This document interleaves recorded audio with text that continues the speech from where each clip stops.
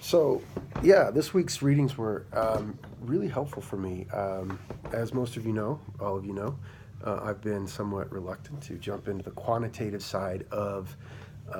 this program, and I'll tell you that the readings this week gave me courage. I was able to understand some of the basic underpinnings of the quantitative framework in a way that maybe I thought I understood, but for some reason it helped kind of put the puzzle pieces together for me. And I think I'm ready to jump into quantitative classes now. Anyhow, what I liked about the Hoy reading was that how it built from the most basic ideas quickly, providing the equations for each of the tools used in quantitative analysis,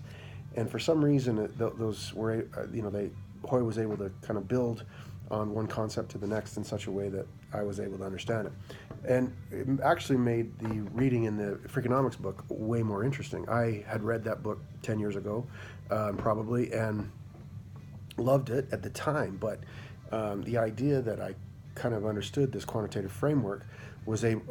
able to enjoy the conclusions, the findings, the kind of some of the quirky economics outcomes that are explored in that book, and particularly in that chapter about education. Most interesting to me in the Freakonomics was that Levitt had alluded. Right in there, he'd given an explanation of how to understand regression analysis, and I had forgotten obviously that analogy, but I loved the analogy of the switchboard in the computer switchboard, because that provided for me a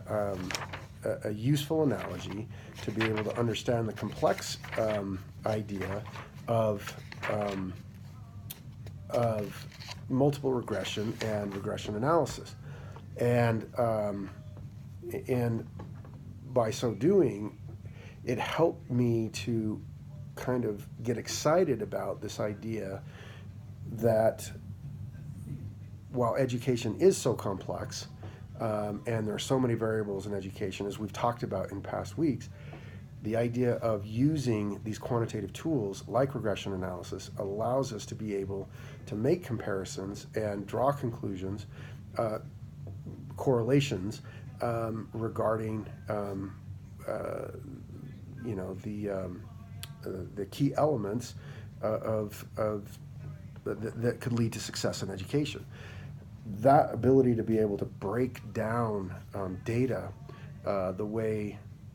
Levitt does in Freakonomics, number one, made me realize just how clueless I am, but number two, it helped me to understand that smarter people than myself might be able to inform educators and policymakers regarding better ways to approach education.